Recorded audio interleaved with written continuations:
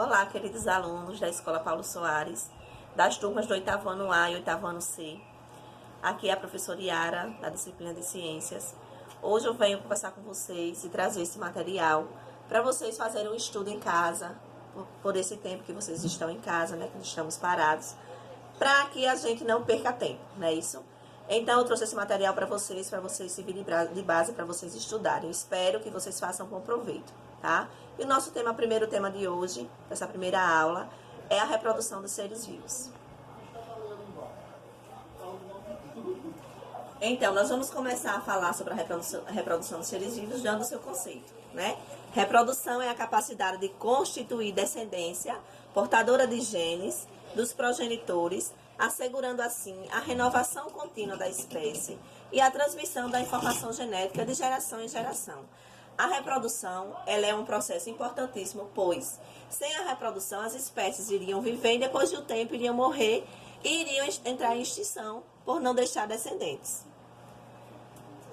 E falando em reprodução, a gente tem dois blocos principais, dois subtemas, a assexuada e assexuada. A reprodução assexuada é aquela que não envolve troca de material genético, como vem aqui no exemplo, a do tipo brotamento e regeneração, que acontece no grupo dos poríferos, que são animais aquáticos. Na sexuada, existe troca de material genético e formação de gametas, células sexuais, feminino e masculino. No caso dos animais, vai gerar no macho e na fêmea, e no caso dos seres humanos, no homem e na mulher.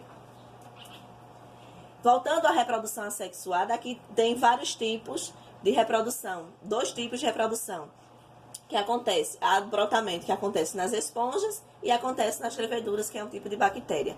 Relembrando que não existe a necessidade de parceiros macho e fêmea para ocorrer esse tipo de reprodução.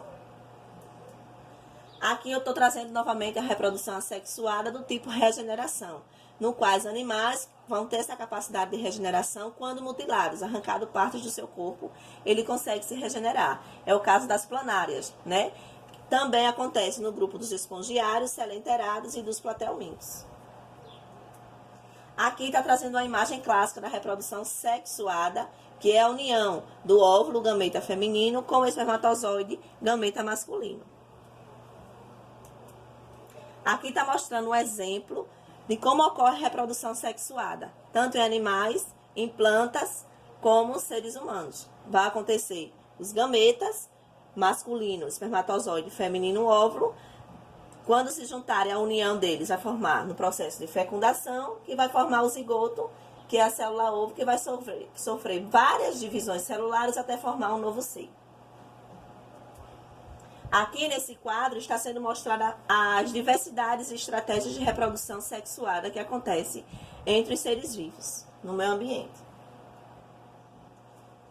Aqui nesse quadro eu já estou trazendo as vantagens e desvantagens relacionadas à reprodução assexuada e reprodução sexuada. Vocês dêem uma lidazinha. É muito importante saber as vantagens e desvantagens de cada tipo de reprodução, certo?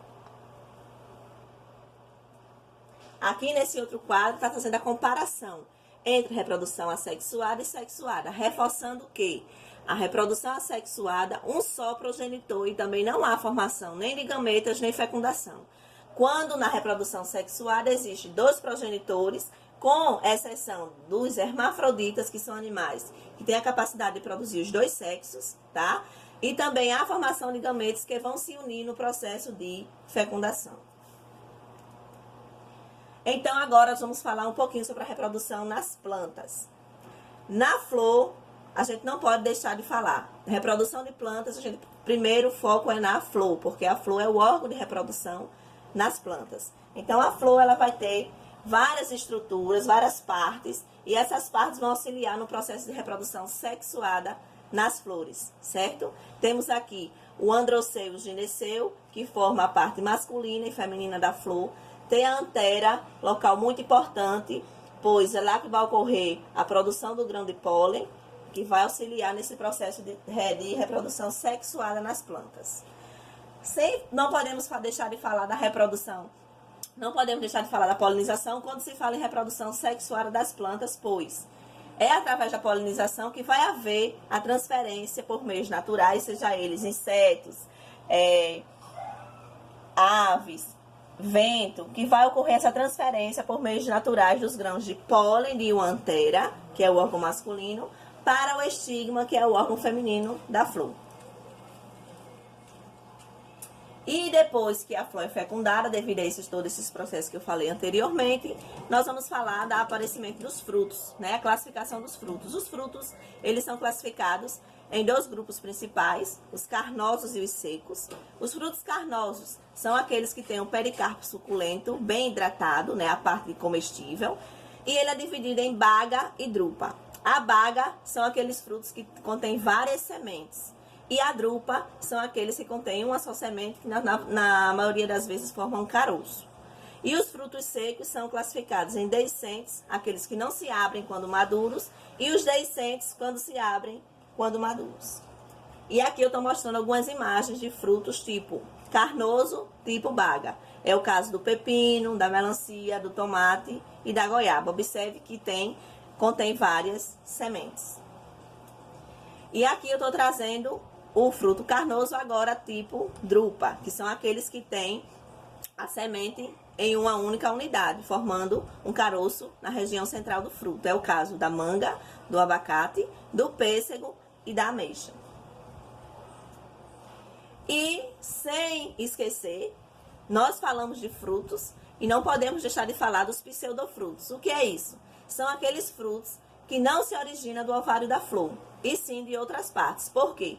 Toda vez que a parte carnosa do fruto, geralmente comestível, for originada de outra parte da flor que não seja o ovário, esse fruto ele não é considerado um fruto verdadeiro.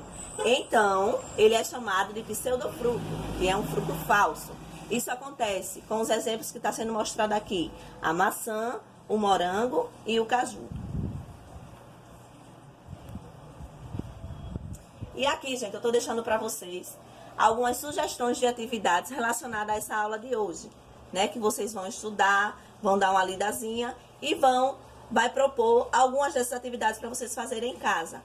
Ou elaborar um quadro com as principais diferenças entre os tipos de reprodução que foi estudado hoje, construção de um mapa de conceito, né? Pegar uma palavra-chave e sair fazendo o seu mapa. Ou ainda vocês terem a opção de recortar e colar figuras de animais e de plantas que se reproduzam de forma assexuada ou sexuada. E aqui eu estou deixando uma frase para vocês, né, para reforçar o estudo. O amor é a única revolução verdadeira, de Tico Santa Cruz. Então, queridos alunos, eu espero que vocês façam bons estudos, né, com esse material e aguardem que terá mais novidades, certo? Aguardem que nos próximos dias eu vou vir com outros materiais e outras aulas para auxiliar vocês nesse tempo aí que vocês estão em casa, tá? Muito obrigada e até a próxima. E fiquem em casa, tá? Hashtag fiquem em casa.